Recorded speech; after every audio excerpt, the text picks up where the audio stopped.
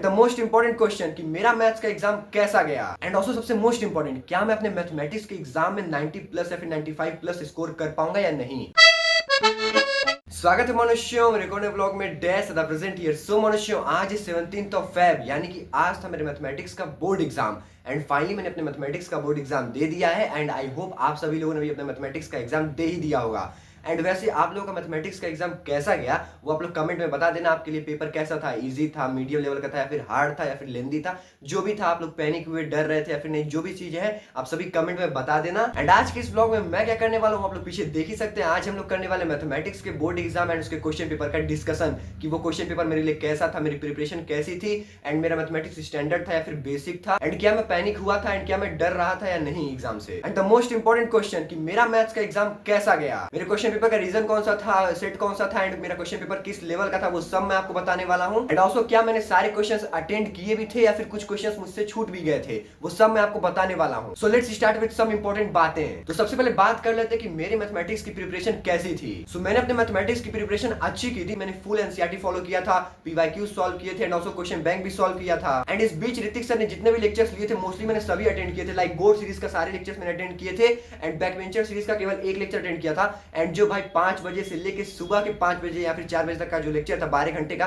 वो भी मैंने पूरा अटेंड किया था। हालांकि उस बीच में मैंने रेस्ट लिया था बट मैंने उसको पूरा अटेंड किया था। एंड देन जो 4 AM वाला लाइव वाला लेक्चर था वो भी मैंने पूरा अटेंड किया था। एंड अब मैं आपको बताता हूं कि क्या ऋतिक सर का लेक्चर मेरे लिए हेल्पफुल था, मतलब उनके बताए हुए क्वेश्चंस आए या फिर उनसे सिमिलर क्वेश्चंस आए थे या फिर नहीं। So let me tell you that कि सर ने जो क्वेश्चंस बताए थे वही सेम क्वेश्चंस तो नहीं आए थे बट उनसे मिलते जुलते थोड़े बहुत सिमिलर क्वेश्चंस आए थे जिनका पैटर्न वगैरह सेम था उस क्वेश्चन में एंड उसी तरीके से वो सॉल्व होने वाले थे। तो ऋतिक सर का लेक्चर जितना भी उन्होंने लिया था, लाइव लेक्चर जितने भी मैंने अटेंड किए थे, वो मेरे लिए बहुत ही ज्यादा यूजफुल रहे थे। So really thanks to him कि भाई उन्होंने इतना ज्यादा सपोर्ट किया, आखिरी मोमेंट तक हम लोग का साथ दिया। ऑल्सो शोभित भैया ने भी हमारा पूरा सपोर्ट किया था, आखिरी मोमेंट तक हमारा साथ दिया था एंड भाई सभी टीचर्स ने हमारा आखिरी मोमेंट तक साथ दिया। सो भाई thanks to all of them. So अब बात करते हैं कि क्या मैं एग्जाम से डर रहा था या फिर मैं एग्जाम देते वक्त पैनिक हुआ था या नहीं। तो मैं आपको बता देता हूं कि कल यानी कि 16th ऑफ फेब को मुझे डर लग रहा था कि मेरा एग्जाम कैसा जाएगा, अच्छा जाएगा, खराब जाएगा, कैसा जाएगा, मुझे डर लग रहा था। एंड मेरे माइंड में कंटिन्यूअसली नेगेटिव थॉट्स आए ही जा रहे थे कि क्या मेरी प्रिपरेशन अच्छी है, क्या मैं अच्छे मार्क्स स्कोर कर पाऊंगा भी या नहीं। तो 16th ऑफ फेब को पूरे दिन में थोड़ा बहुत डरा रहा बट देन मैंने थोड़ा बहुत सोचा एंड अपने आप को समझाया अच्छे से। एंड भाई मैंने 17th ऑफ फेब के सुबह से लेके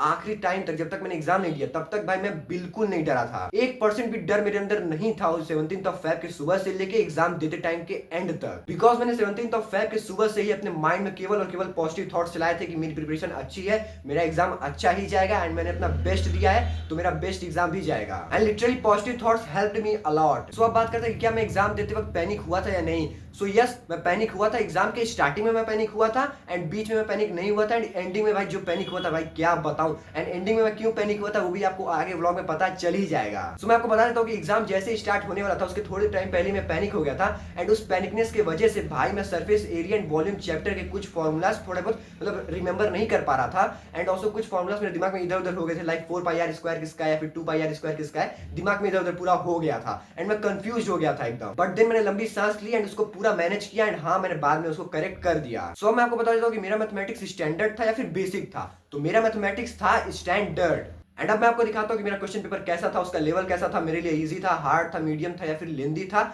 एंड क्या मैंने अपने एग्जाम में कोई क्वेश्चंस छोड़े हैं या फिर नहीं छोड़े हैं या फिर सारे अटेंड किए हैं। एंड ऑल्सो सबसे मोस्ट इंपॉर्टेंट क्या मैं अपने मैथमेटिक्स के एग्जाम में 90 प्लस या फिर 95 प्लस स्कोर कर पाऊंगा या नहीं। सो आप लोग मेरे क्वेश्चन पेपर का रीजन देख सकते हो, 35 3 था एंड सेट था 3। एंड देन जब मेरे हाथ में मेरा क्वेश्चन पेपर आया तब मैंने देखा कि जितने भी एमसीक्यू टाइप क्वेश्चंस है वो मुझे आ रहे हैं बट प्रॉब्लम यही थी कि वो सारे क्वेश्चंस को सॉल्व ही करना था। मींस लाइक ऐसे क्वेश्चंस नहीं थे जो कि भाई आपको देखने से ही उसका आंसर पता चल जाता। मतलब भाई 1 से लेके 28 तक जितने भी एमसीक्यू थे उन सबको सॉल्व करके ही उनका आंसर पता चल रहा था। तो आप लोग क्वेश्चन पेपर में देख ही सकते हो कि सेक्शन ए का पहला जो एमसीक्यू का क्वेश्चन था वही सरफेस एरिया एंड वॉल्यूम का था एंड उसी टाइम पे मैं फॉर्मूलास रिमेंबर नहीं कर पा रहा था बट देन उसको मैंने मैनेज किया एंड उसका आंसर भी मैंने करेक्ट लिख दिया था। सो एमसीक्यू के स्टार्टिंग के कुछ क्वेश्चंस में मुझे प्रॉब्लम हुई थी, जो क्वेश्चंस बहुत ज्यादा टाइम टेकिंग थे या फिर जिनमें मुझे थोड़ी बहुत प्रॉब्लम हो रही थी उनको मैंने लीव कर दिया था। मैंने सोचा था कि उनको बाद में मैं कंप्लीट करूंगा एंड बाकी अदर जितने एमसीक्यूज थे भाई इजी थे। मींस 5th से लेके 18th तक के जितने एमसीक्यू क्वेश्चन थे वो मेरे लिए बहुत ही इजी थे एंड उन सभी को मैंने कर लिया था कंप्लीट उसी टाइम पे ही। एंड देन आता है असर्शन रीजन का 19th एंड 20th क्वेश्चन। तो 19th क्वेश्चन के असर्शन में मुझे थोड़ी बहुत कंफ्यूजन हुई थी, बट रीजन में कंफर्म था। बट बाद में मैंने 2-3 बार ध्यान से असर्शन को पढ़ा तो वो भी मुझे कंफर्म हो गया कि वो सही है या फिर गलत है। एंड 20th क्वेश्चन का असर्शन एंड रीजन दोनों ही मुझे क्लियर थे एंड दोनों ही मुझे पता था कि सही है या फिर गलत। सो मैंने दोनों असर्शन रीजन भी अटेंड कर लिए थे। एंड देन आता है section B. And section B का 21st क्वेश्चन जो था वो था कोऑर्डिनेट ज्योमेट्री का। एंड इसको भी मैंने बहुत ही अच्छे से अटेंड भी किया था एंड सॉल्व भी किया था। एंड इसका रिप्रेजेंटेशन भी मैंने बहुत ही अच्छे से दिया था। एंड देन जो 22nd क्वेश्चन था उसमें दो पार्ट थे, part A and part B. And दोनों ही पार्ट ट्रिग्नोमेट्री के थे। एंड मुझे part A and part B दोनों ही आ रहे थे, बट मैंने देन पार्ट बी को चूज किया बिकॉज मैं ये देख रहा था कि मुझे कौन सा क्वेश्चन एकदम अच्छे से रिप्रेजेंटेशन करने आता है। And then 23rd question probability का था जिसको भी मैंने एकदम अच्छे से अटेंड किया। 24th क्वेश्चन था ट्रायंगल्स का एंड इसको भी मैंने अटेंड किया।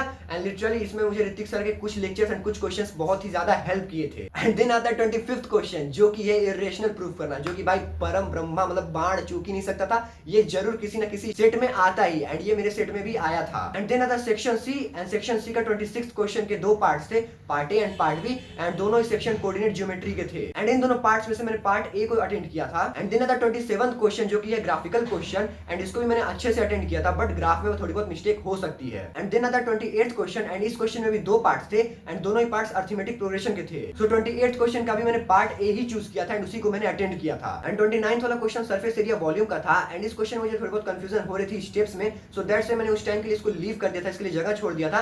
एंड देन मैं बढ़ गया था 30th क्वेश्चन पे। एंड जो क्वेश्चन नंबर 30 था वो था ट्रिग्नोमेट्री के आइडेंटिटी को प्रूव करना, जो कि मैंने एकदम अच्छे से प्रूफ कर दिया। एंड देन आता 31st क्वेश्चन जो कि था एरिया रिलेटेड टू सर्कल का। एंड लिटरली इस क्वेश्चन में ऋतिक सर के लेक्चर ने मुझे बहुत ही ज्यादा हेल्प की थी, बिकॉज सर ने ऐसा ही सेम क्वेश्चन मींस उसमें एरिया निकालना था बट इसमें पेरीमीटर निकालना था। यही सेम क्वेश्चन सर ने 2-3 बार कराया था। सो लकीली सर की वजह से ये क्वेश्चन भी मुझे आ रहा था एंड इसको भी मैंने अटेंड कर दिया। एंड देन आता section D. And section D के क्वेश्चन नंबर 32 के दो पार्ट्स थे एंड दोनों ही पार्ट्स ट्रायंगल चैप्टर के थे एंड दोनों ही पार्ट्स मुझे आ रहे थे, बट मैंने पार्ट ए को चूज किया rather than part B because मुझे पार्ट ए में कम टाइम लगता सब कुछ सॉल्व करने में एंड प्रूफ करने में। And then question number 33 statistics chapter का था एंड इसमें भी दो पार्ट्स थे। एंड पार्ट ए में हमें मीन दिया हुआ था, मिसिंग फ्रीक्वेंसी निकालनी थी एंड मोड निकालना था। एंड पार्ट बी में हमें मीडियन निकालना था। सो मैंने पार्ट ए को चूज किया था, मिसिंग फ्रीक्वेंसी भी निकाली मैंने एंड ऑल्सो मोड भी निकाल दिया मैंने। एंड देन 34th वाले क्वेश्चन में हमें ए बी और पी ए का लेंथ निकालना था, जो कि मैंने बहुत ही जल्दी अटेंड किया एंड उसका लेंथ मैंने निकाल दिया एंड उसको भी अटेंड कर लिया। एंड 35th वाला क्वेश्चन था टैप वाटर वाला क्वेश्चन, जिसमें कि भाई एक टैप कितने टाइम में भरता है एंड दूसरा टैप कितने टाइम में पानी भरता है, वही वाला क्वेश्चन था एंड इसको भी मैंने अटेंड कर लिया। एंड देन फाइनली आता है section E. And guess what, section E पे मैं जैसे ही आया तब मेरे पास केवल लास्ट के 15 मिनट्स ही बचे थे एंड मुझे इन लास्ट के 15 मिनट्स के अंदर अंदर ही 3 केस स्टडी क्वेश्चंस भी करने थे एंड पीछे के भी जो एक क्वेश्चन छूटा था एंड जो एमसीक्यू क्वेश्चन मैंने नहीं किए थे उनको भी अटेंड करना था। सो मैंने केस स्टडी के 36 एंड 37 वाले क्वेश्चन को बहुत ही स्पीड में किया था। मैंने कैलकुलेशन भी नहीं ध्यान दिया था कि मेरा सही हो रहा है फिर गलत, बट मैंने जल्दी जल्दी कर दिया था जितना जल्दी हो पाया मुझसे। एंड 38 वाले क्वेश्चन पे मैं जैसे ही आया दिन मैंने सोचा कि मेरे पास लास्ट के 5 मिनट्स बचे हैं एंड इस क्वेश्चन को मैं अभी यहीं पे पॉज करता हूं। जो पीछे का एक क्वेश्चन बचा हुआ है एंड जो एमसीक्यूज बचे हुए पहले उनको सॉल्व कर लेते हैं। तो जब मैंने एमसीक्यू सॉल्व कर लिया एंड देन जो मैंने क्वेश्चन लीव किया था उसको भी मैंने सॉल्व कर लिया, तब मेरा टाइम ओवर हो चुका था एंड मैं 38th केस स्टडी वाले क्वेश्चन को अटेंड नहीं कर पाया। So from my observation question paper का लेवल जो था वो इजी नहीं था, ना ही हार्ड था, वो मीडियम लेवल का था बट थोड़ा बहुत लेंथी था। सो फाइनली मैं आपको बताता हूं कि मेरा मैथमेटिक्स का एग्जाम कैसा गया। सो मेरे मैथमेटिक्स का एग्जाम मीडियम लेवल का गया, बहुत ही अच्छा नहीं गया, ना ही बहुत ही ज्यादा खराब गया, मीडियम लेवल का गया। एंड अब शायद ही मेरे मैथ्स में 90+ मार्क्स आए एंड मेरा मैथ्स का एग्जाम बहुत ही अच्छा नहीं गया। इस बात से मैं बिल्कुल भी सैड नहीं था, ना ही टेंशन ले रहा था, बट हाँ थोड़ी बहुत दिमाग में ये बात चल रही थी कि मैंने जितना एक्सपेक्ट किया था उतना अच्छा मैंने परफॉर्म नहीं किया एग्जाम में। एंड देन मैंने इस बात को भी अपने दिमाग से निकाल फेंका बिकॉज जो बीत गई सो बात गई। एंड अब जो बाकी सब्जेक्ट्स के एग्जाम्स बचे हुए हैं अगर उनमें मैं अच्छा परफॉर्म कर देता हूं तो मेरे मार्क्स अच्छे आ सकते हैं। सो ये था मेरे मैथमेटिक्स के एग्जाम का डिस्कशन एंड क्वेश्चन पेपर का डिस्कशन। वैसे आप लोगों का मैथमेटिक्स का एग्जाम कैसा गया, आपका स्टैंडर्ड था या फिर बेसिक था, एंड आप लोगों के लिए क्वेश्चन पेपर का लेवल इजी था, मीडियम था, हार्ड था या फिर लेंथी था, ये सभी बातें आप लोग कमेंट में बता देना मुझे। फिलहाल मनुष्य मैं इस ब्लॉग को एंड करता हूं, पसंद आएगा तो लाइक कर देना, चैनल पर सब्सक्राइब करना। मिलते हैं नेक्स्ट ब्लॉग के साथ। Thank you so much for watching, bye bye.